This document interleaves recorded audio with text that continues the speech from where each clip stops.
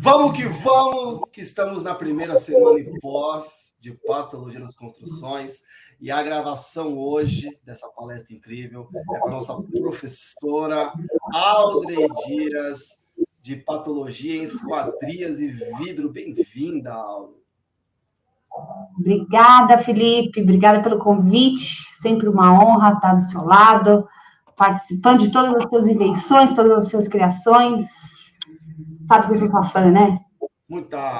Eu fico muito feliz, e é totalmente recíproco, se eu falei a palavra certa, porque você sempre esteve com a gente, realmente, desde lá do começo, antes do começo. Isso é incrível, só tenho gratidão, e ainda mais por proporcionar para nós aqui um conhecimento técnico de uma história de vida linda, incrível. E aqui estamos, tá bom? Com ela, olha aqui, ó. Olha que chique. Audrey Dias, sistemas de fachadas, alumínio e vidro, é isso que você vai aprender agora. E pós-patologia, academia, Aluparts, tudo junto, misturado. Aluparts, que é uma das empresas parceiras associadas à academia. Se você não conhece, já convido. Conheça a Academia da Patologia, tem aqui na descrição do vídeo. Vem com a gente. Essa é uma semana da pós sobre o nosso curso. Pós-graduação em Patologia das Construções, especialização em Patologia. Quer se especializar? Vem com a gente. Tem aqui a palestra para lá, para cá, de alunos, professores, para mostrar a vibe e tudo aquilo que a gente tem aprendido e vivenciado, vem viver com a gente. Faça sua matrícula e faça parte de uma de nossas turmas. Certo, Audrey?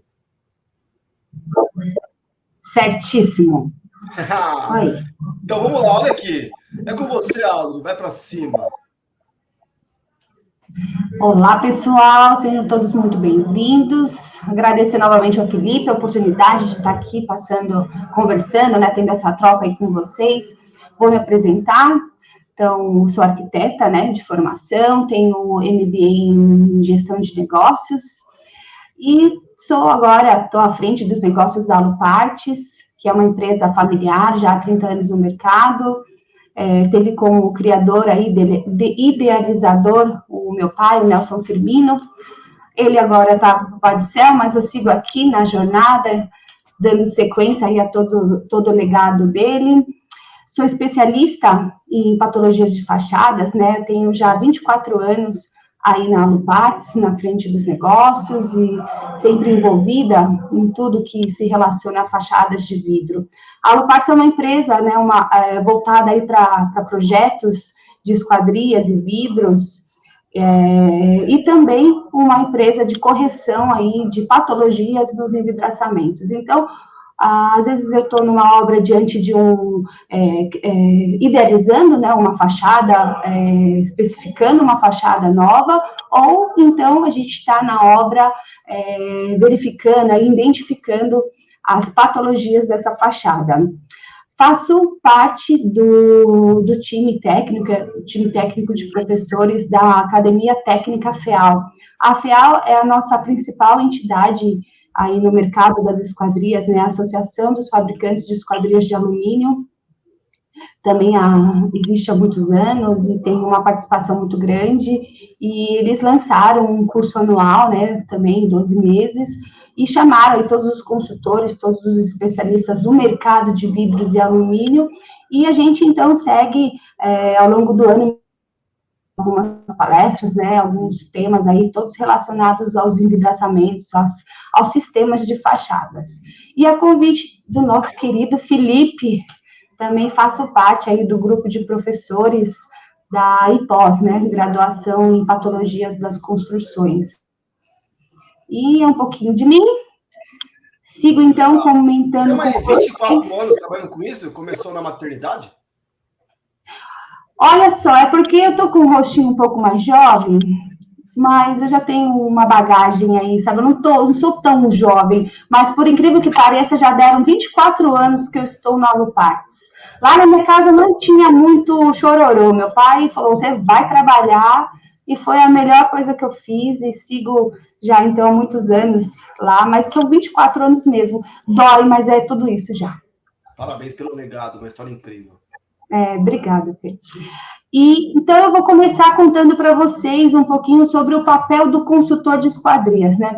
Meu pai sempre disse, o consultor nasceu para ser ocupado. É mais ou menos isso mesmo. Hoje eu concordo com ele.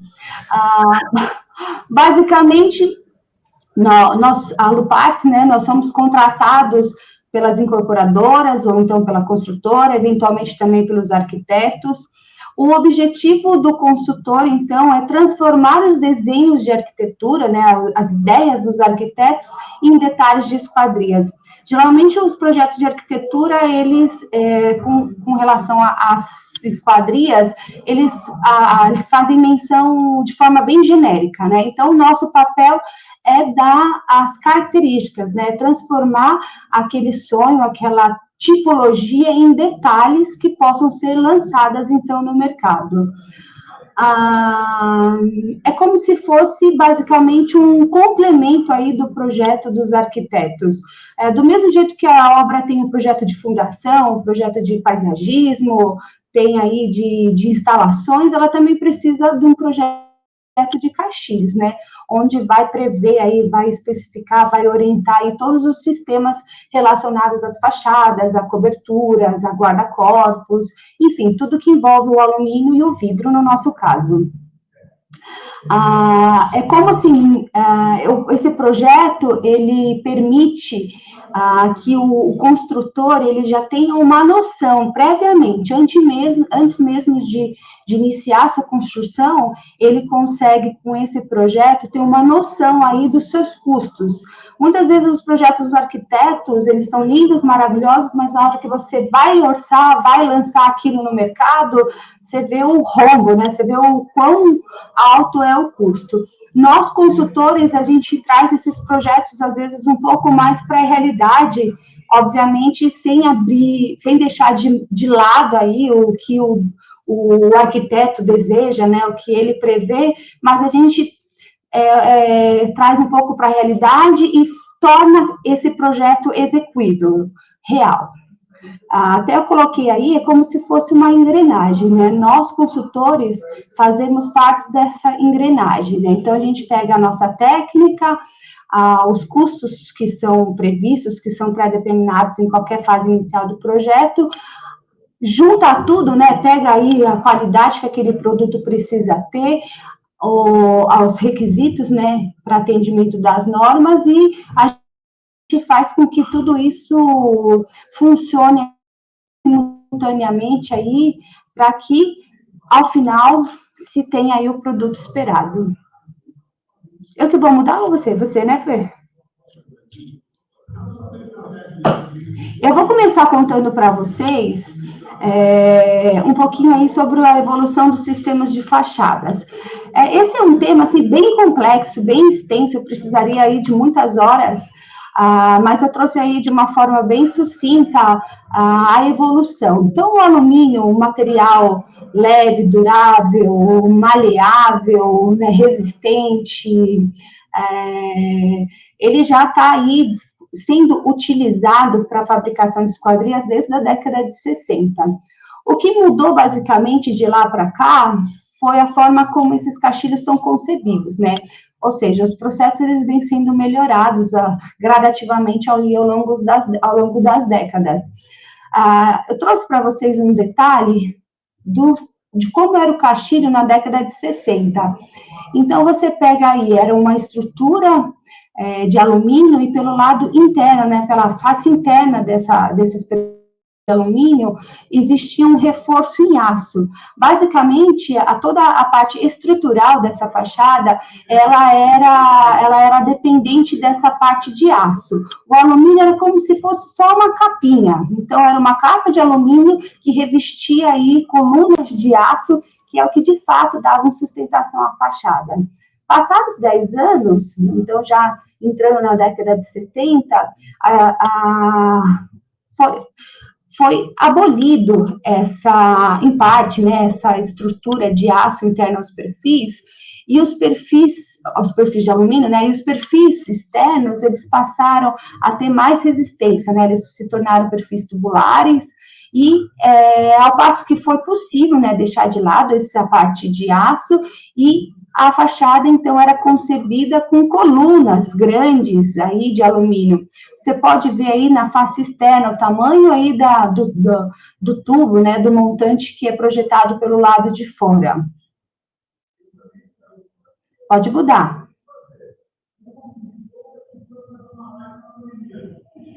Aqui a gente vai ilustrar, então, essa questão aí dessa fachada da década de 70, onde a gente tem pelo lado externo da edificação, esse montante bem estruturado, é o que de fato aí dá sustentação. As colunas ficavam aparentes, né, externamente, marcando bastante a fachada, né, essa característica. Exatamente, as colunas ficavam marcando, ela, pelo lado de dentro você não tinha muito volume para fora.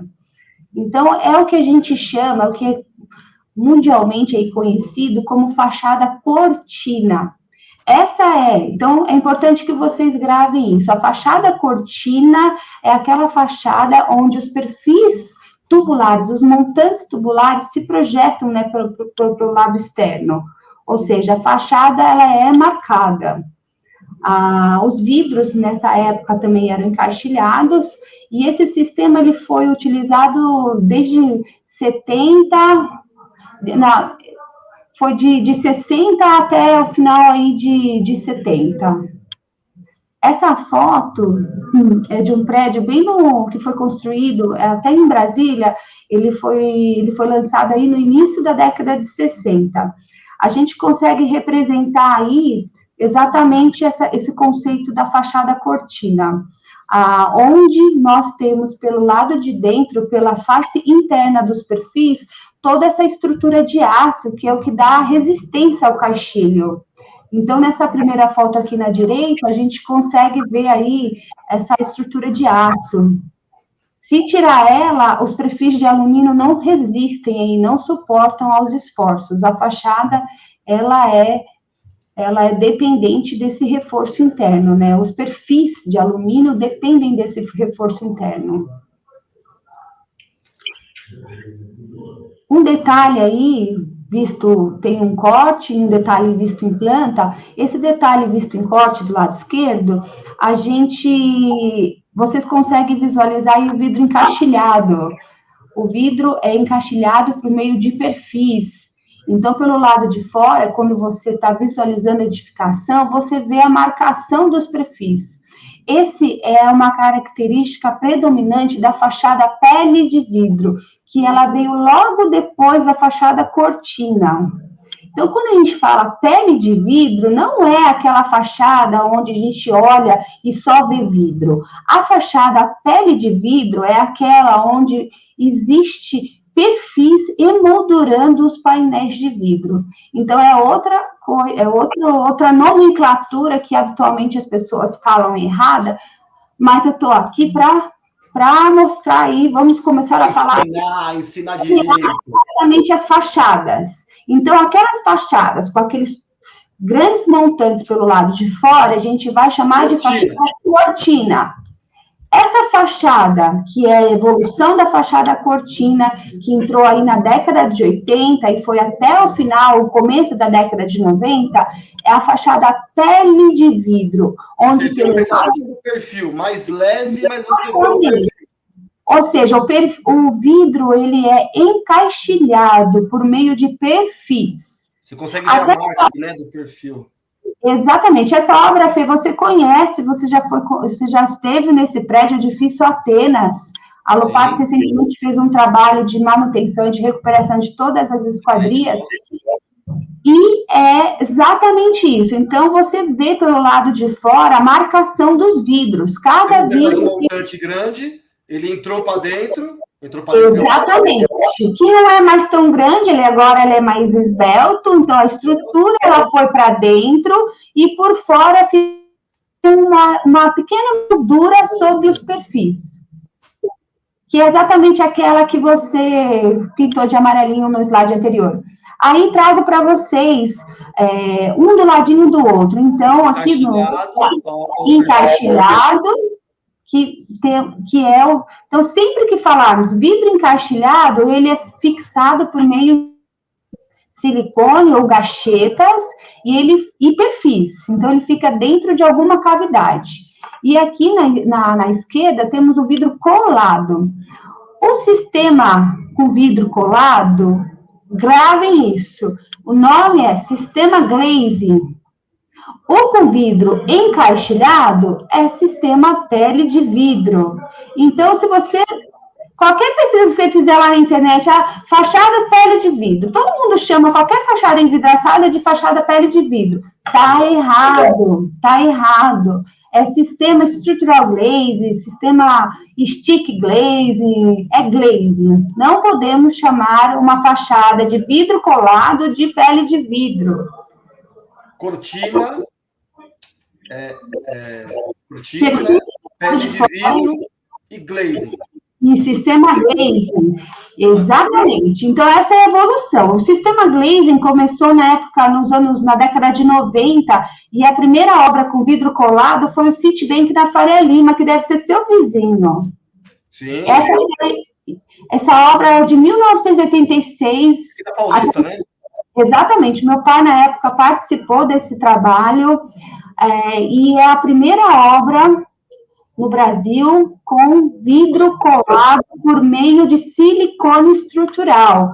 Desafio para você lado... assistindo, passar na Paulista, é marcante porque tem essa obra aqui interessante, né? Que tem na frente ali, embaixo. Tirar uma foto, marcar a academia, marcar o Partes, nós vamos saber o que é. Porque, né? E marcar a primeira obra. E, fachada glazing, não vamos mais chamar essas fachadas de vidro, hashtag de pele de vidro. Esse nome não pode, estamos falando errado. Então, eu vou monitorá-los para que falemos todos o nome certinho. Então, o que a fachada glazing? Ela começou na década de 90 e ela vem até hoje. Ela ainda é uma fachada moderna, um sistema usual, vem sendo utilizado em quase todas as obras. Então, o sistema glazing é o fato do vidro ser colado, seja por meio de fita estrutural ou de silicone estrutural. Esse sistema glazing foi incorporado na fachada stick. O que seria a fachada stick?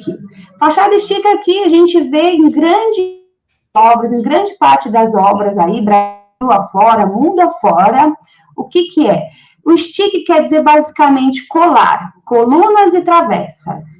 Então, é um sistema de fachada onde é colocado, primeiramente, na edificação, as colunas. Ela é uma fachada dividida em etapas, se monta em partes, ela é basicamente produzida em obra. Então, vem da fábrica, né, do serralheiro, os perfis cortados, né, as colunas e travessas, vem cortadas, mas a montagem, ela ocorre basicamente na obra, o que pode também acabar gerando muitos erros, muitas patologias, porque fica aí dependendo do serviço do operário, o trabalho é bem manual e pode ocorrer aquelas falhas de campo que a gente já conhece.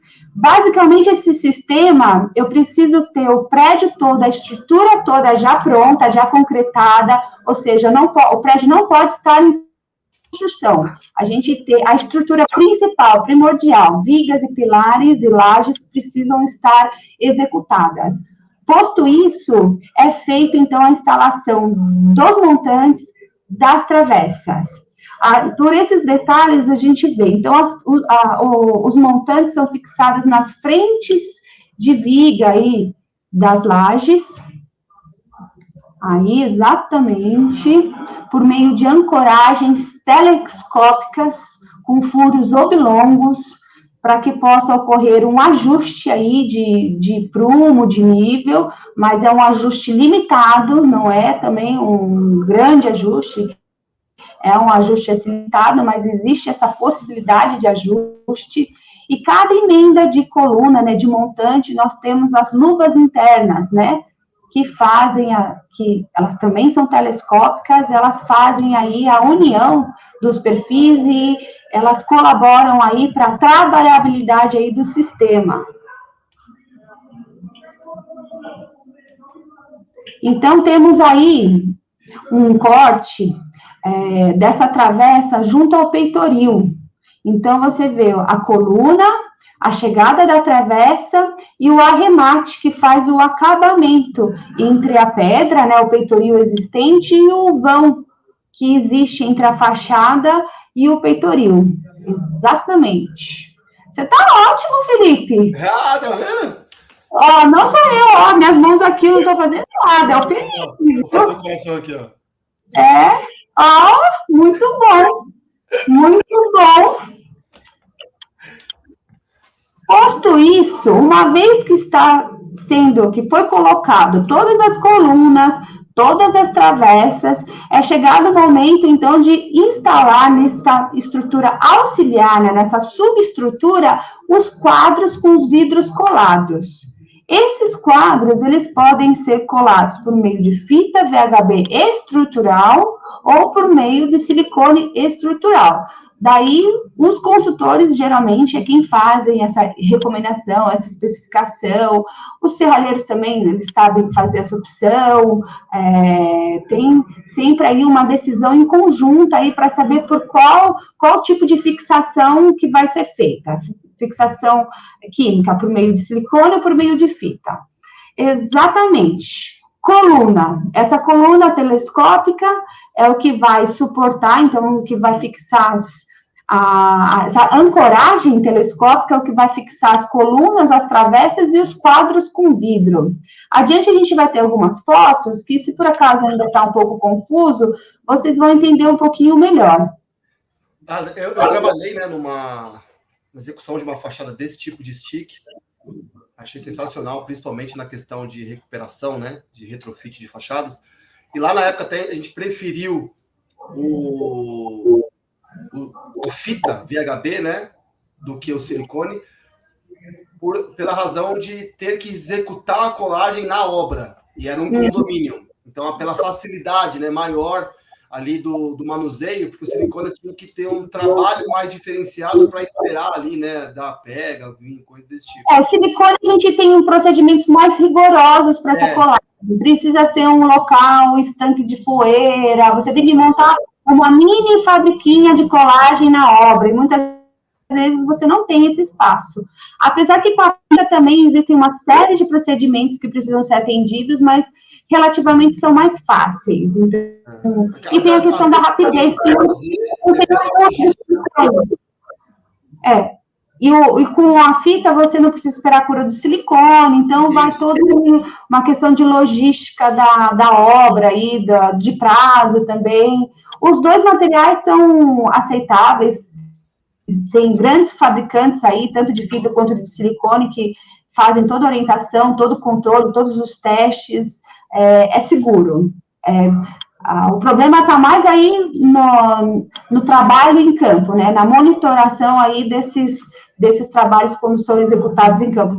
Mesmo sendo silicone ou fita, se não for corretamente adequado, vai dar problema. Eu estou com um caso em Salvador, 3 obras, as 3 caíram vidro. Que beleza. Tanto com silicone, quanto com fita dupla face estrutural. Porque ele é colado, né? A pele de vidro é encaixilhado, então...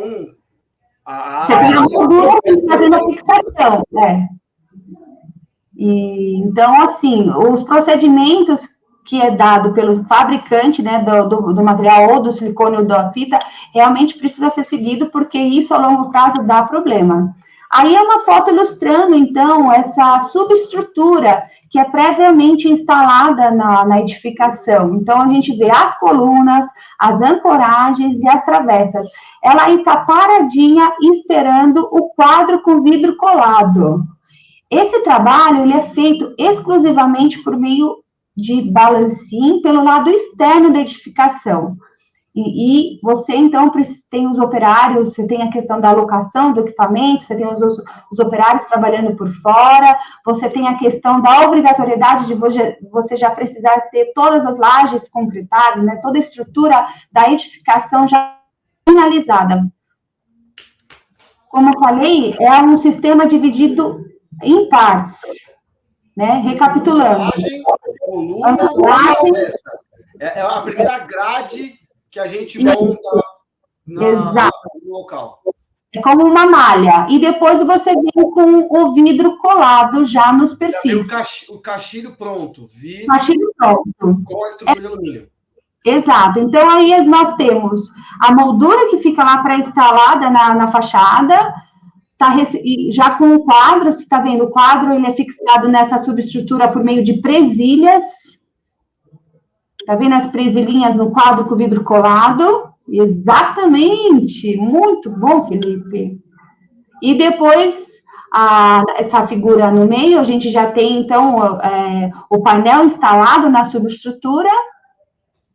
E posterior a isso, a gente tem aí o sistema montado, né? Porque depois que a gente instala o quadro, ou vem as vedações, ou vem as gachetas de vedação, né?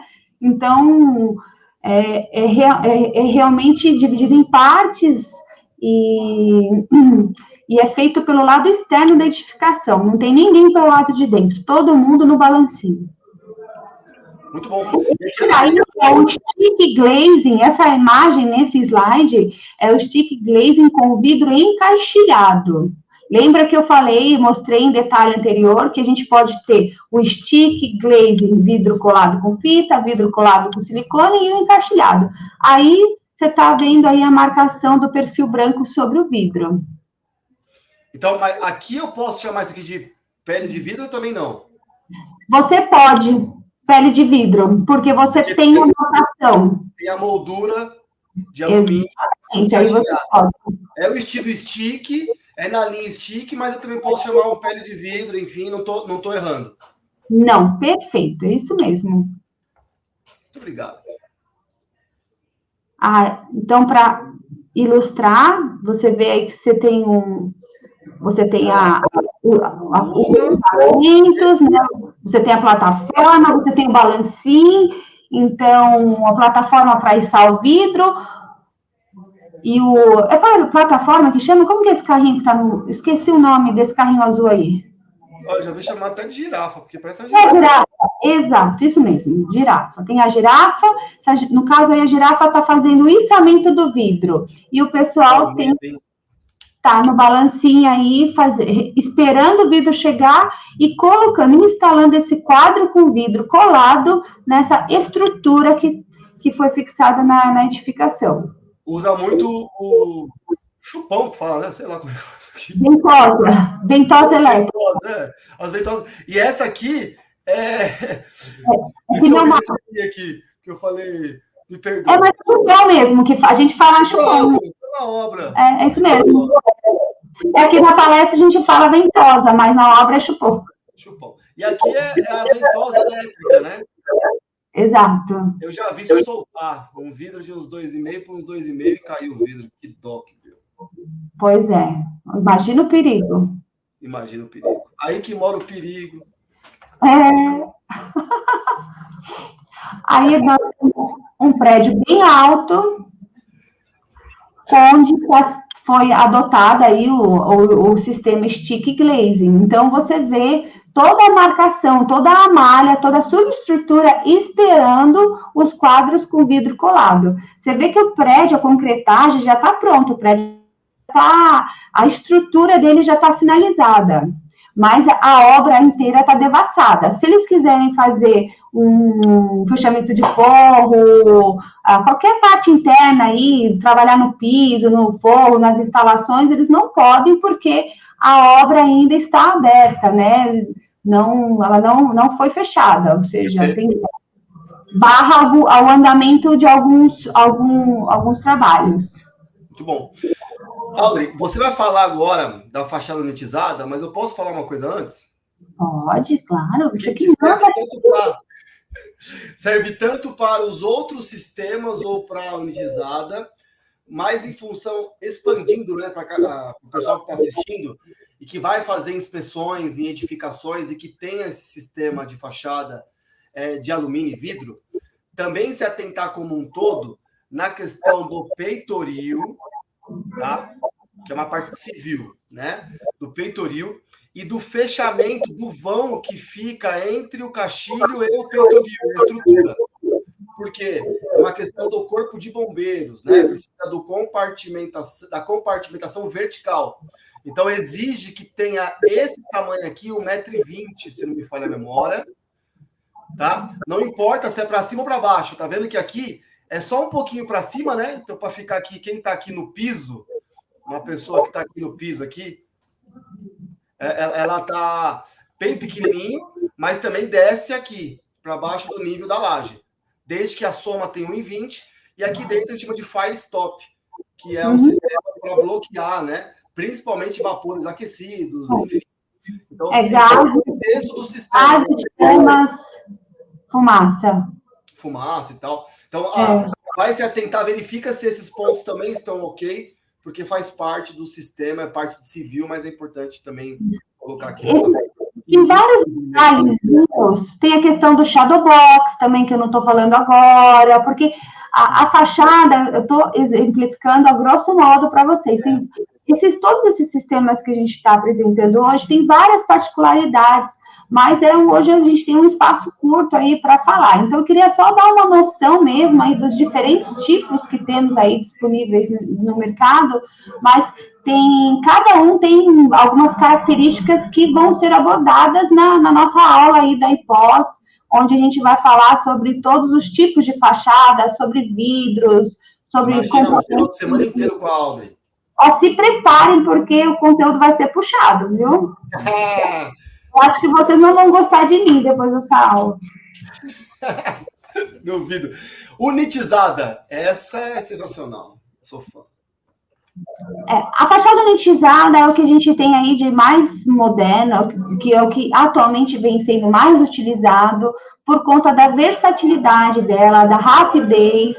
Apesar de ser uma fachada complexa, ela foi muito bem aceita, ela foi muito bem entendida, e ela tem sido aí largamente utilizada porque ela tem características bem diferentes, aí, bem especiais, que conferem rapidez à obra, qualidade e um controle maior aí, né, do sistema. Então, volta lá só um pouquinho, Fê.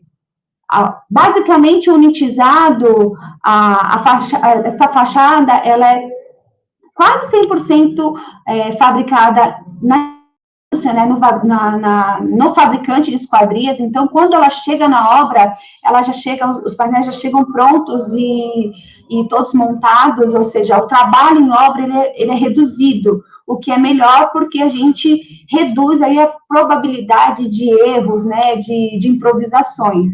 Ela é toda fabricada na indústria por meio de centros de usinagens, máquinas pneumáticas, ela tem um controle aí bem rigoroso aí de fabricação. Os perfis, então, são já entregues na obra. Às vezes ocorre em obra a colagem do vidro. Então, por uma questão aí de otimização, para o vidro não ficar passeando, vai para a fábrica de um, para a fábrica de outro. Às vezes o fabricante do vidro já entrega direto na obra e esses vidros são colados em loco. Mas muitas vezes eles são colados na fábrica e já chega tudo pronto na obra, bonitinho, embalado, pronto para ser içado. É um sistema, como eu falei, complexo, que exige bastante usinagem nos perfis, são muitos componentes aí que são unidos aí nos módulos. A gente tem os parafusos, tem as vedações, tem os drenos, tem as gachetas, então é uma série de componentes que são fabricados, que são otimizados e montados, e quando vão para a obra, já vão em kits prontos para serem içados.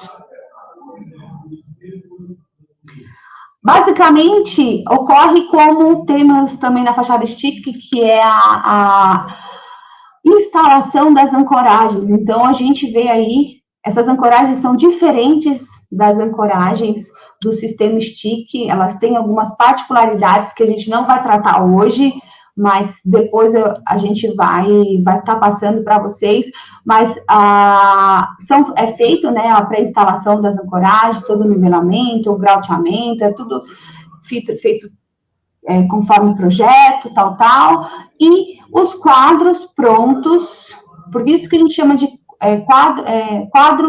fachada unitizada, que é uma fachada dividida em partes. Volta no anterior. Aí. Então, o que temos? As ancoragens instaladas nas lajes, certo? À espera dos módulos que já estão prontos, já estão montados. Coluna, travessa, vidro, eventualmente se tiver ACM, tá junto, se tiver granito, tá junto, se tiver pré-moldado, tá junto, o que tiver, tá junto desse sistema. Então, é um sistema que é içado, desde lá do terra, é um painel içado, com todos os componentes e acessórios naquele módulo. Essa obra era liberada horizontalmente, então os módulos eles são colocados lado a lado. Como a gente não, esse sistema não nos dá a obrigatoriedade daquele lançamento de colunas e travessas. Por quê? Porque a coluna e a travessa já está acoplada, né? Já faz parte do módulo. Então, uma vez que a gente não precisa estar colocando, é muito normal, sei lá, a concretagem da laje está no 7º andar e o pessoal já está fechando o 3º pavimento de vidro. Então, consegue soltar a obra, consegue soltar essa parte de acabamento, piso, instalações, forro de gesso, divisórias.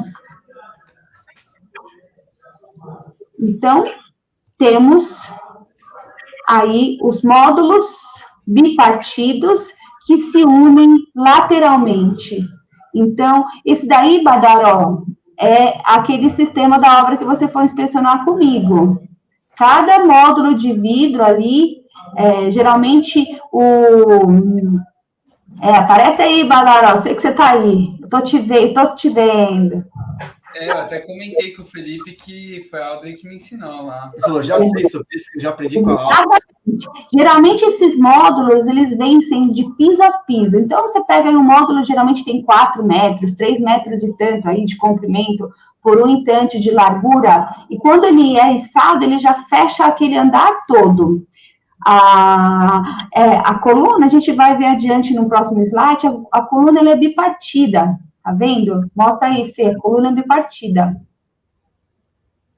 É o que a gente chama de macho e fêmea. Elas se encontram, elas se encaixam.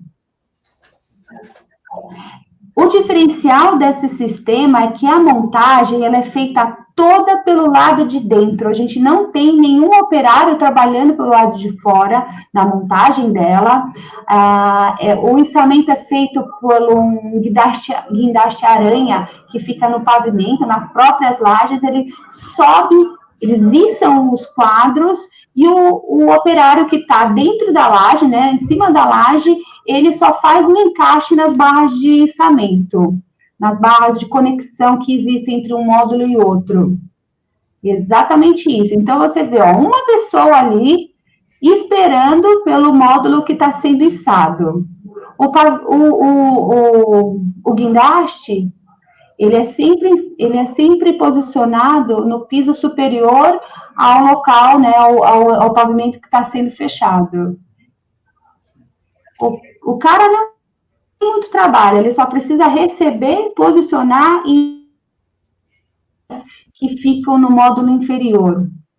O segredo desse sistema é que precisa ocorrer um armazenamento desses módulos estratégico, porque imaginou, eu preciso do quadro, só que ele está embaixo de vários outros que não vão ser agora. Então, tem que ter uma logística, né, um operacional aí muito rigoroso para que na obra os quadros eles sejam içados correspondente ao seu local. Então, a complexidade desse sistema é justamente aí nessa questão operacional. Para içar o quadro certo, no local certo, no momento certo. Tá vendo a obra aí? Ela está sendo fechada horizontalmente. Só tem um carinha lá esperando o quadro. E ele já sobe os vidros, esse quadro com vidro já sobe com tudo pronto. Se tiver pedra, sobe com pedra. Nesse caso aí é o TRF lá de Brasília, consultoria nossa. E tinham brises acoplados à fachada. Então, você tinha o vidro e por fora você tinha as aletas aí na vertical, você tinha o brise, que é esse material verde. Por uma questão de logística, essa obra não fechou o pavimento todo, mas poderia ter feito. Então, você já está trabalhando o forro, outras áreas aí nos andares inferiores, enquanto você está instalando a fachada nos superiores. Isso é um vídeo que está balançando? Eu botei um vídeo aí? Eu acho que é. Tá lá. Engraçadinho, né? Beleza. Outros. Você falou, né, em forma de anéis, né? Vai fechando anéis. Exatamente. Você vê que esse prédio ele foi fechando em forma de anel. Ainda está concretando aqui ainda? Exatamente. Ainda está concretando e já temos aí a fachada. Como que você identifica? Às vezes você tem curiosidade. Mas eu quero saber.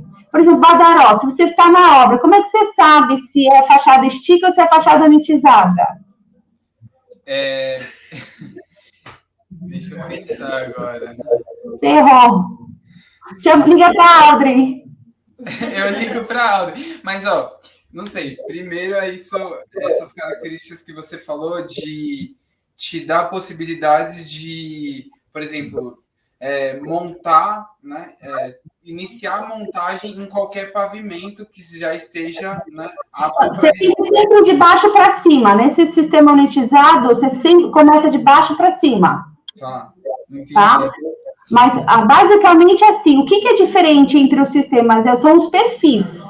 Tá. Além de toda a logística, toda operacional, os perfis são diferentes. Então, lembra que eu falei que no unitizado as colunas são bipartidas? Sim. Pelo lado de dentro... Então, pelo lado de fora, você vai ter um pouco mais de dificuldade. Mas você resolve isso se você tiver acesso para o lado de dentro do prédio. Se você vê as colunas bipartidas, pronto, você fala, é a fachada unitizada. Entendi. Sim, porque... Elas se acoplam horizontalmente. Exatamente. Macho e fêmea. A gente tem aí, talvez para frente até tenha, mas... Então, no stick, você vai ver um tubular, um perfil tubular. No unitizado, pelo lado de dentro, você vê a coluna, você vê que são dois perfis. Isso aqui, ó, você vê um... Não, quer ver? Põe um corte, Fê. Volta os slides. Tem algum...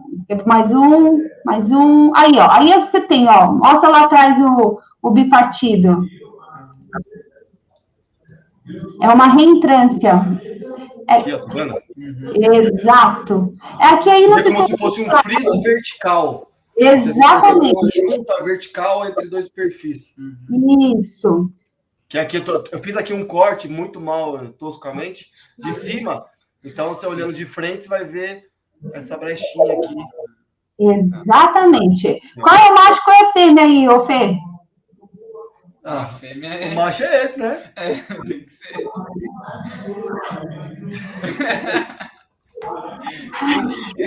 Acertou! Foi pela lógica. Eu tinha os bom senso.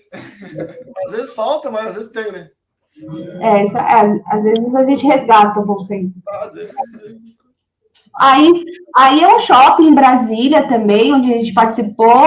Você vê o fechamento em anel, certo? Então, sempre um módulo de piso a piso, sendo içado, e vai fechando de ladinho, um do ladinho do outro.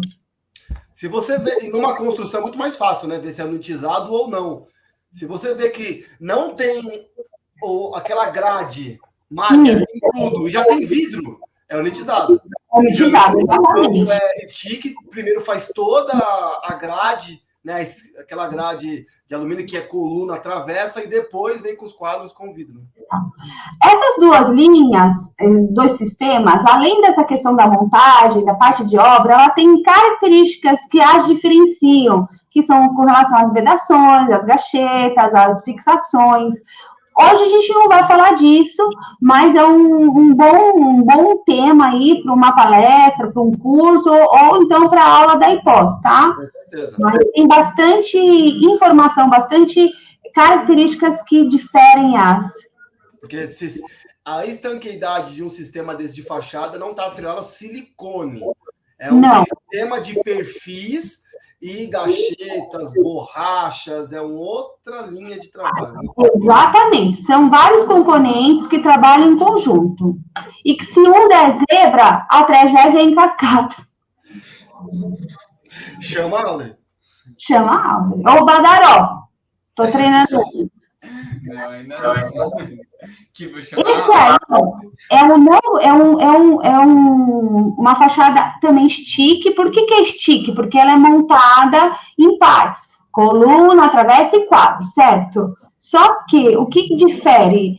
Ela é chamada aí nominalmente como grid, porque ela tem esses perfis denominados tampas pelo lado externo, que fica a critério, gosto e sonho do arquiteto, que é arredondadinho, que é quadradinho, que é chatinho.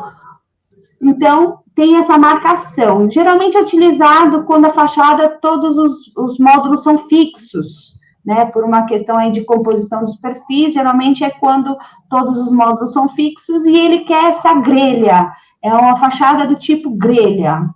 Então, existem perfis sobre as juntas. Você vai ver bem, não dá para confundir isso com uma pele de vidro. O pessoal chama de pele de vidro, mas agora quem está assistindo essa aula, live, sabe que não é uma fachada. A pele de vidro vão ter 2 perfizinhos. O perfil é encaixilhado. Um para o outro porque está encaixilhado, mas por fora você vê 2, né? Porque é um caixilho para um lado e para o outro. No grid, um só já segura os 2 vidros, vamos chamar assim, mal importa. A grelha mesmo, você tem que ter em todos os sentidos para. Você tem que ter essa tampa, porque essa tampa ela é fixada por meio de presilha. Então, você coloca o vidro, coloca a presilha, parafusa e vai com a tampa, que pode ser quadradinha, redonda, retangular. É muito usada. A ideia dessa tampa é de realmente não ter contato com a água. Para dar acabamento à presilha que fica pelo lado de baixo, para esconder os parafusos, né? Para garantir o charme, né? A estética e a vibração. Tá. Pode falar. Porque você falou que na unitizada, né? Eu lembro, nas próprias vedações, o certo é você deixar uma abertura, né? Para que a água que entre consiga sair, não é?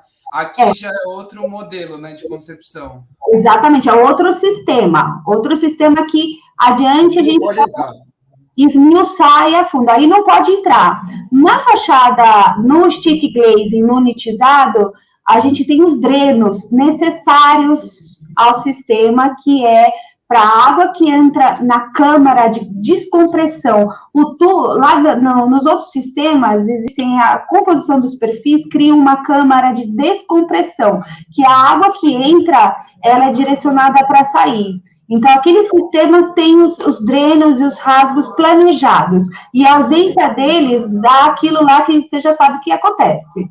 Uhum. Essa daí não é para entrar água, esses perfis, eles realmente barram a entrada da água na junta entre vidros.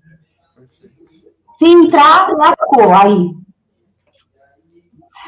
Agora a gente vai para um outro sistema, a gente está saindo das linhas de fachadas e estamos indo para as esquadrias. Então, nós temos os sistemas de fachadas, que são as envoltórias, que recobrem toda a edificação, né, que são instaladas geralmente de forma contínua na fachada, né, escondendo todas as vigas e lajes e pilares e tudo mais. Aqui agora a gente vai para as esquadrias minimalistas, né, para os caixilhos, que são geralmente fixados em vãos, entre vãos, né, entre vãos são vãos pré-determinados, vãos pré-acabados. As esquadrias minimalistas, elas estão em moda, elas estão em alta agora, com essa nova geração do menos é mais, né, com enxugar os exageros. A gente pode ter, sim, grandes vãos, grandes aberturas, né, grandes portas, grandes esquadrias, com um mínimo de perfis.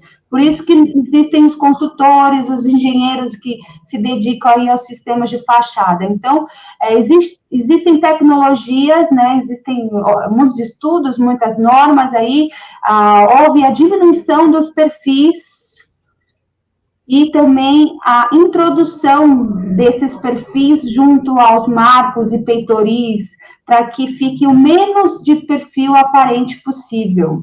Então, é o que a gente chama de esquadrias minimalistas, onde os marcos e trilhos são sempre embutidos, eles ficam ocultos, tem até... Volta um, quer ver? Ó? Tem esse daí, tem até a questão da NBR, que fala sobre acessibilidade. Então, esses trilhos, eles também atendem à norma de acessibilidade, que fala que não pode ter um tropeço maior aí que 5 milímetros. Então, as esquadrias minimalistas vieram aí trazendo essa integração da natureza, do meio externo com o meio interno. E, assim, o minimalismo, a gente não pode ficar restrito ao minimalismo nas linhas que receberam esse nome, porque esse, de fato, é um sistema caro. Por exemplo, eu vou botar umas esquadrias na minha casa, eu não vou botar minimalista, porque isso custa uma grana, de uma grana, mas a gente pode usar esse conceito aí do minimalismo, do menos é mais, ou seja, você tem condições aí de ter excelentes esquadrias, excelentes portas, fechamentos, janelas, com o menos de perfil possível. Nós temos engenharia para isso, nós temos tecnologia aí para desenvolver produtos duráveis e com qualidade, sempre pensando aí na sustentabilidade, na economia. Então, eu trago para vocês tecnologia, mas temos oportunidade também de fazer excelentes caixilhos com um pouco menos de tecnologia. Esse daí é a aplicação dessa linha minimalista. Você vê que quase não se enxerga aí os perfis, eles estão todos ocultos. Foi-se utilizado perfis esbeltos, para que a gente possa utilizar série de cálculos, uma série de requisitos que a gente tem que atender. Cada perfil tem a sua inércia, tem aí a sua particularidade, ele pode, em razão do vão, ele é maior, ele tem uma seção maior, uma seção menor, o vidro precisa ser mais ou menos espesso, precisa ou não de travessa intermediária. Isso é papel do consultor. Então, nós estamos sempre aí fazendo os estudos aí das esquadrias. A lei hoje é maior quantidade de luz, menor quantidade de perfis, mas e aí, pode, não pode? Então, ao final eu vou falar, a gente tem algumas normas que a gente se baseia para poder fazer valer o sonho aí do proprietário, o sonho do arquiteto. Eu trouxe aqui uma elevação só para vocês verem. Então, a gente tem uma janela aí padrão, um sistema aí convencional, até essa linha é da empresa Perfil Alumínio, é um sistemista de esquadrias, e essa linha aí se chama Croma. Mas olha o número, eu quero chamar a atenção para o número de perfis aí, o número de componentes aí que fazem a composição de uma esquadria. Felipe já trabalhou com isso, sabe, né? O número de itens aí que é necessário para... E todos esses itens, as gachetas, os parafusos, as vedações, os perfis, tudo tem as suas normas, os seus requisitos, que pontualmente a gente precisa sempre estar avaliando e especificando. Aí também uma porta simples de correr com 2 folhas. O que vai definir a seção desses puxadores centrais? Eu quero redondo, eu quero retangular, eu quero curvadinho, eu não quero que ele seja mais esbelto, ele precisa ser mais robusto. Então, nós seguimos também uma série de normas, aí, uma série de requisitos, né, de procedimentos aí para poder estar fazendo essas definições. Eu não trago para vocês hoje porque é muito complexo, mas em uma ocasião... Você vai lançar um curso disso, né, Fê? Com toda certeza. Só de esquadria. Logo mais, prepare-se. Clique aqui e já faça a pré-inscrição. Ainda não tem, mas vamos querer, né? Tem um curso coloca nos comentários. Se você quer esse curso, se esse curso atingir tantos comentários... Vai, 20 comentários. 20, pronto. Aí vai sair o curso. Exato. Então, combinado. Depois a gente vai checar, viu? Olha só. O pessoal pergunta, devo ou não devo usar o contramarco? Por que eu preciso usar o contramarco? O contramarco, sempre que for possível, é interessante que se use. Ele serve para modular os vãos, ele garante aí a padronização dos vãos, ele libera a obra para que seja feita a requadração, ao passo que a esquadria também já está sendo fabricada, que já está sendo montada em fábrica. Ele é sempre positivo. Ocasião futura a gente pode falar, abordar um pouco aí sobre contramarco. Ele colabora significantemente aí na questão da estanquidade das esquadrias. Você vê lá o contramarco, você vê, olha quantos componentes, volta naquela, Fê. O contramarco, os arremates, o marco, arremate perimetral, Fê. Isso, marco. Isso! E a folha? Esse daí é um dos maiores, uma das maiores reclamações em obra, né, principalmente pós-obra, é infiltração de água pelos cantos inferiores das esquadrias, junto aos contramarcos. Por que entra água? O que ocorreu aí na fase da instalação que está originando esse problema? A gente sabe, a gente vai passar para vocês. O maxinhar, você sabe que até para projetar um maxinhar, você vê um maxinhar de 2 folhas, que linha que eu preciso usar, qual é o dimensionamento desses perfis, quantos fechos, por exemplo, não sei se vocês sabem, aberturas maiores que 1 metro, eu preciso ter 2 fechos, eu não posso ter um único fecho, a não ser que ele seja um fecho especial, multiponto, tal, mas esse fecho convencional, larguras maiores que 1 metro, preciso de 2 fechos por folha. Todas as esquadrias têm uma série de requisitos que precisam ser cumpridos para o atendimento à norma e para aí garantir a performance e o desempenho. Número de licenças.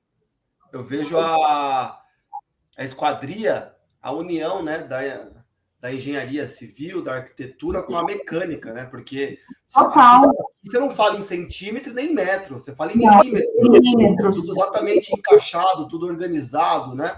Por isso né? E o especialista em esquadria adora contramarco, porque uma vez que põe contramarco, aí é o mundo dele.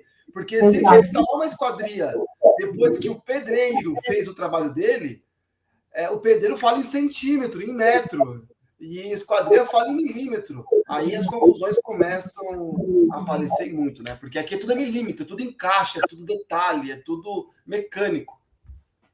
Exatamente. Por exemplo, uma porta, a gente tem aí uma porta de giro. Por que eu tenho essa travessa? Qualquer vidro abaixo da cota de 1,10 m, o vidro é obrigatório ser laminado, ser vidro de segurança, ou laminado, ou temperado, ou aramado, desde que ele que tenha acesso aí ao usuário, né? O usuário precisa, uma vez que o usuário tem acesso ao vidro abaixo da cota de 1,10 m, esse vidro precisa de ser de segurança.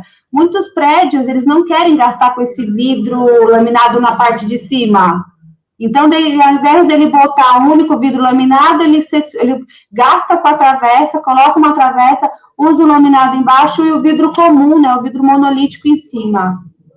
Então, o maxinhar, quando é instalado na fachada, a gente tem a limitação dos 25 centímetros, ou seja, nenhuma janela projetante acima da cota de 1,10 m pode abrir com uma dimensão maior que 25 centímetros, a gente tem que estar limitando. Então, tem uma série... Para evitar suicídio. E também que a janela voe, né? Que ela não foi dimensionada para abrir perpendicularmente. Tem gente que se suicida caindo da fachada, não é brincadeira, não. Você sabe que essa obra que a gente está fazendo no TRT, houveram suicídios lá, e por isso que levou, não só mas a gente lacrou todas as janelas. E o objetivo de lacrar é porque o povo sai da audiência meio chateado e se joga. Exatamente. É muito louco isso. Então, quais são os critérios que nós, consultores, né, levamos em consideração, né, ao projetar uma fachada, ao projetar uma esquadria? Tem toda essa parte mecânica aí, que é a rigidez, a torção dos perfis, né, que são a inércia, qual é a resistência, né, qual é o módulo de inércia dos perfis, tem toda uma parte mecânica aí envolvida.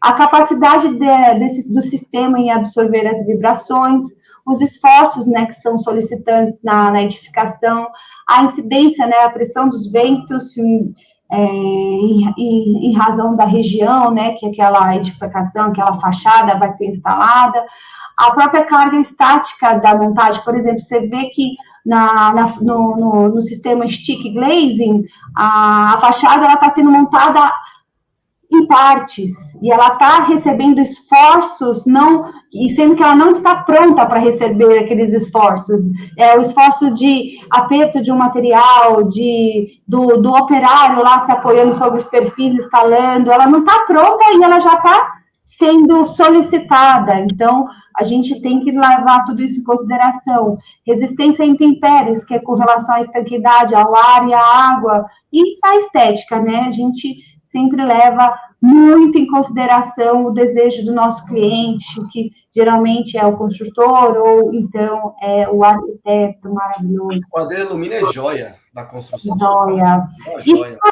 E a gente pensa em tudo isso para atender os requisitos imprescindíveis, né? Quer ver? Volta ali um pouquinho, quer ver? Que é o desempenho acústico, desempenho à estanqueidade, desempenho à permeabilidade ao ar e principalmente o desempenho estrutural, que está ligado à solidez e à resistência aí da fachada. Palmas. Assim como vocês que são cheios de normas, nós também temos muitas normas. E mais ainda, né? Você não consegue fazer nada longe das normas. A gente às vezes dá até para dar ainda nada, mas na esquadria é muito mais travado, né? Muito mais restrito. A gente tem pelo menos umas 50, mas porque tem de tudo, tem de pintura, de anodização, de gachetas, de ligas de perfis. Ó, é coisa que nessa existência eu não vou decorar, já desisti. Eu trouxe a vocês. Eu trouxe a vocês as principais, as nossas de cabeceira mesmo. Qualquer esquadria não pode ser projetada, não pode ser pensada sem que seja levado à risca essas 4 normas. A nossa norma mãe, da 10821, que tem aí 5 partes, todas relacionadas aí às esquadrias, ela é sensacional. No curso da IPOS eu vou falar bastante sobre ela. A nossa norma de vidro 7199, que a gente leva ela em consideração para fazer o dimensionamento das espessuras dos vidros, aí tipo de vidro que pode ser usado, toda a questão aí, questão de apoio, de fixação dos vidros. Tem a nossa norma dos ventos 6123, que a gente usa ela para os ensaios, né, para os testes, e a de guarda-corpos também, que ela é imprescindível, porque toda edificação que tem fachada tem guarda-corpo também. A 14718 e mais muitas outras. E para quem for fiscalizar, inspecionar, são as principais normas que precisa ver para comparar com o que está no real. Né? Exatamente. Bom, os passos para uma especificação dos esquadrias, ou seja, o que nosso escritório, o que os consultores, os colegas, né, o que a Luparts leva aí em consideração sempre, quando o cliente fala, eu quero um projeto de fachada, tal, o que eu levo em consideração para poder, eu vou escolher esse sistema, vou escolher aquele outro, porque a gente parte aí de um princípio, a gente parte aí de uma orientação, tanto técnica nossa, quanto aí do cliente. Tem a questão aí, então, é imprescindível a gente trabalhar com produtos certificados, com fornecedores certificados e produtos certificados. Então, a gente tem o PSQ das esquadrias também aí, que é o Programa Setorial da Qualidade. Exatamente. Então, vocês têm de outras áreas, e a gente tem das esquadrias também, né? Então, tem os fornecedores homologados.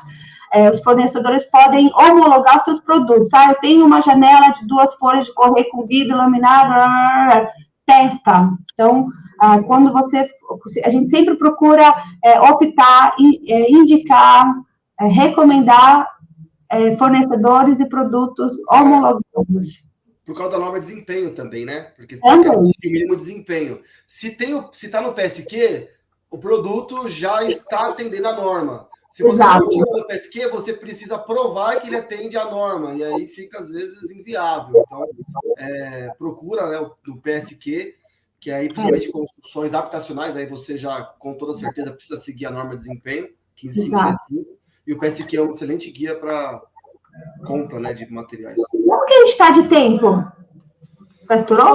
Só foi uns 5 minutos. Falta mais uns 15. Tá. Bom, tem então aqui, com relação ao desempenho, né, a gente leva para qualquer especificação, a gente leva aí a tipologia adequada ao ambiente, né, você não tem como colocar um Maxim A num apartamento de alto padrão na sala do cara, por exemplo, recentemente eu fui chamada para um laudo onde tinha um apartamento lá de não sei quantos milhões, que é um número que não sei nem falar. Eram as esquadrias do apartamento, eram todas aí a linha suprema, por exemplo, que é uma linha inadequada à aplicação. Exatamente. Dimensões dos vãos, a gente sempre tem que levar em consideração para especificar aí largura e altura, tal, local da instalação, né, a região do país onde vai ser instalada, qual é a altura da edificação, a gente tem aí o gráfico de isopletas, você conhece muito bem, eu vou falar isso adiante também no curso. É A4, não é? Exatamente. São Paulo. Mas depende do número de comentários, né, Fê? Esse curso, o lançamento. Legal, é verdade. Se chegar a 20 comentários, vai lançar o curso completo da aula. Exato. Requisitos de adicionais, né? Quando precisa aí cumprir os requisitos mínimos de acústica e de térmica, tal. A gente pode ir adiante, vamos avançar, porque eu tenho algumas fotos de obras e que eu quero mostrar, não quero perder muito aí o tempo. Volta. E uma esquadria não é nada sem vidro, né? A gente não pode falar de uma fachada se não falar do vidro. A gente vai falar brevemente sobre vidro, porque para falar de vidro precisava aí de umas 5 horas para falar de vidro, porque o mundo de vidros é excepcional. Então, basicamente, todo mundo já sabe. Aí, a gente tem o vidro comum, que é o vidro monolítico, é o vidro bruto, que pode ser translúcido, colorido, e ele serve como base para os vidros de controle solar. Esses vidros de controle solar é basicamente o vidro que passou por um processo, né, recebeu um tratamento superficial, um revestimento metálico sobre a camada superficial do vidro, e esse acabamento é chamado de coating. O objetivo desse coating, na verdade, é barrar, é conferir propriedades térmicas ao vidro. Ele consegue barrar a entrada, parte, né, da entrada da luz, parte da entrada do calor, parte da reflexão. Então, assim, dependendo do tratamento que for dado àquele vidro, se tem prata, se não tem prata, se é um vidro de controle solar, se é um vidro low-in, ele tem mais ou menos capacidade aí para melhorar a performance térmica aí desse vidro. Então, esse gráfico serve para mostrar para vocês que de toda a luz, de todo o calor que incide sobre o vidro, uma parte o vidro já reirradia de cara. A outra ele absorve para si. Uma outra ele absorve para si, sendo que o que ele absorve para si, ele joga embora um pouco, joga para fora mais um pouco, e retorna para o ambiente interno uma outra quantidade. Para que serve tudo isso? Para diminuir a entrada do calor, para diminuir a entrada da luz, né? Ninguém gosta de trabalhar em ambientes com muito ofuscamento, isso atrapalha a visão, atrapalha aí a questão, você precisa usar persianas e tudo mais, mas principalmente tem a questão da economia aí com ar-condicionado, a questão do dimensionamento das máquinas, né? Você sabe que toda a construção tem a modalidade aí conforto, e quando eu vou fazer uma especificação de uma obra, de um vidro para uma obra, eu trabalho em conjunto com essa modalidade. Eles me dão aí quais são os fatores térmicos que eu preciso respeitar nos vidros aí que eu vou especificar. Então, geralmente, alfa é um índice assim, muito importante, porque ele é a somatória de todo o calor que entra para dentro da edificação. Então, quanto maior o fator solar, maior, né, esse índice, esse percentual, melhor, assim, mais potente vai ter que ser a máquina do ar-condicionado. Porque para projetar o sistema de ar-condicionado, a primeira coisa que o pessoal faz é calcular a carga térmica, né? E esse cálculo da carga térmica vem muito do que absorve externamente. E o vidro ele tem um fator preponderante para isso, né? Legal. Exato. Quanto maior o fator solar, mais a máquina vai ter que trabalhar, mais o dimensionamento dela será maior. Então, essa é um índice assim, preponderante para essa modalidade. Então, você vê que na engenharia está tudo interligado, né? Eu não posso especificar o que eu quiser ir para a fachada, eu tenho que seguir o que o arquiteto deseja, o tanto aí que a construtora está disposta a pagar e todos os outros requisitos que são solicitados aí pelas outras modalidades. Aí, de forma sucinta, a gente aborda, depois vocês podem consultar com calma, aí todos os critérios que são levados em consideração aí na especificação do vidro. Então, tem a questão, a quantidade de luz que eu quero que aquele vidro passe, o quanto que aquele vidro vai absorver. Por exemplo, a gente vê muito em obra estresse térmico. Você já viu, Felipe, ruptura do vidro por estresse térmico? Sim, até às vezes você pega aqui um local, né, que tem, vamos pegar um vidro aqui assim, e daí, por alguma situação só pega sol daqui para baixo. Exatamente. O vidro fica só calor aqui nem tanto, né? Exato. Esse estresse térmico, né? O estresse térmico é o aquecimento de forma irregular da superfície do vidro. Então, as moléculas elas ficam desorganizadas e isso promove a quebra. Mas isso pode ser potencializado ou não em razão do índice que é chamado absorção energética, é o tal do ABS, esse que tem um xizinho aí. Quanto maior for esse índice, maior a probabilidade disso ocorrer. Por exemplo, eu não especifico para minhas obras vidros com ABS maior que 60, porque a probabilidade vai absorver muito, ele vai esquentar muito, e se ele for instalado numa fachada que eventualmente tem uma sombra estática, ele pode vir a quebra.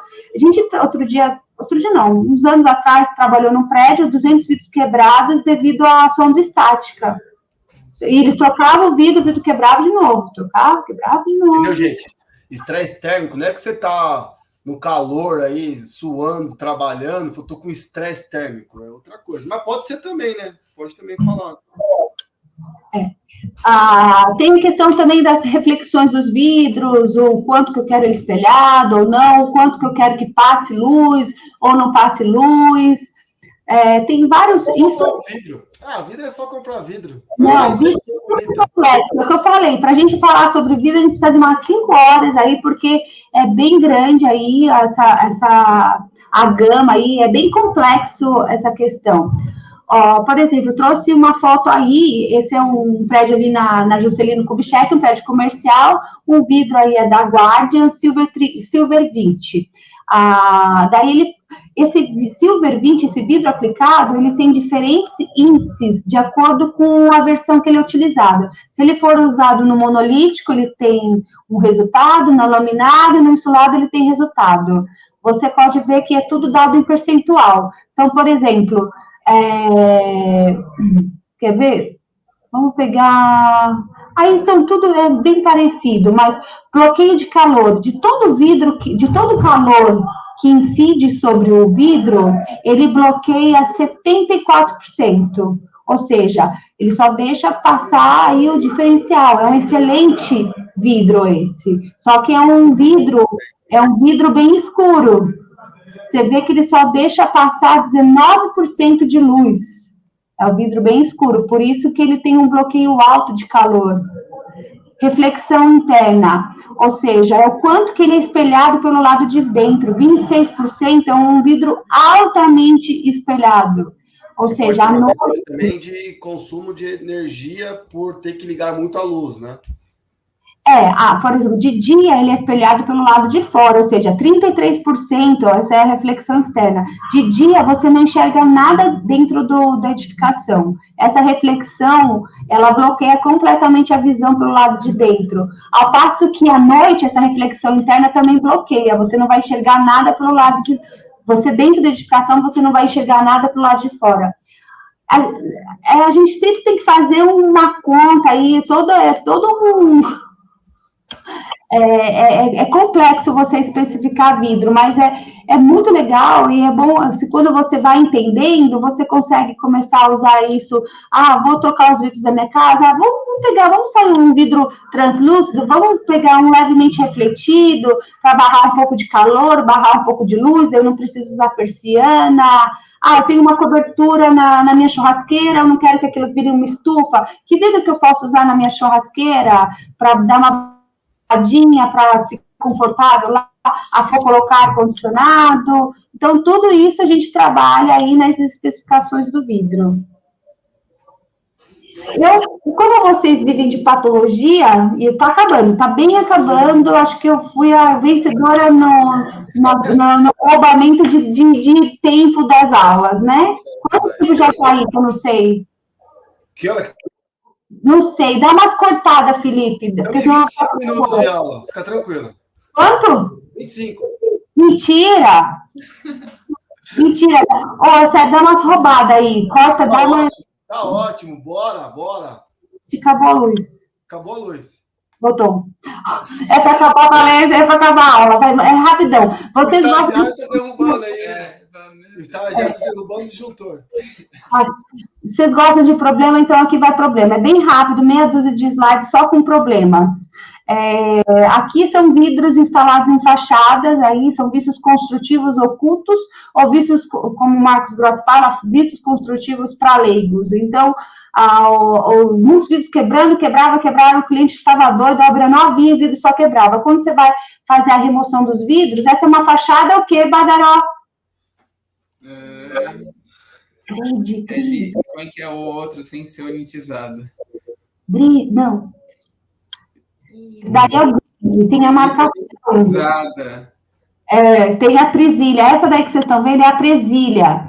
Tá vendo o parafuso? Na foto do meio, o parafuso que prende a presilha é uma ruptura mecânica decorrente do contato do vidro com o parafuso. A gente vê direto situações desse tipo. Vidro quebra, quando você começa a fazer desmontagem. Então, quando vocês vão fazer uma inspeção, vidro quebrado, procura sempre uma parte metálica, um parafuso, contato com perfil, a ausência de calço. Isso é o vencedor aí na promoção aí de rupturas. Às vezes o vidro, o caixilho não está no esquadro certinho, né? Então o vidro ele fica em alguma ponta, ele fica encostando. Exatamente, a ausência dos calços adequados. Mas acontece muito. A gente tem norma que especifica até a quantidade de calços que eu tenho que ter por vidro, viu? Por isso que você precisa de um consultor. Mas eu já trabalhei com fachada stick e tá tudo certo. São um quadro, 2 presilhas em cada lateral. Então dá 8 presilhas. Só que aí, às vezes, as travessas e a coluna não ficou naqueles quadros exatamente, e é tudo encaixe. Se não encaixou certinho, dessas 8... umas 3, 4 presilhas não chega no buraco certinho pra você apertar. Tira ela, né? Ele não põe, porque é por fora. Aí se você, que está acompanhando a obra, não subir no balancinho e não for olhar para conferir se as presilhas estão todas fixadas, depois põe a borracha, tchau. Essa obra da PGR, Fê, que a gente está trabalhando... um dos meus itens lá é recolocação de presilhas faltantes. 21 mil metros quadrados tem vidro que tem 2 presilhas. Isso aí. Não dá certinho ali?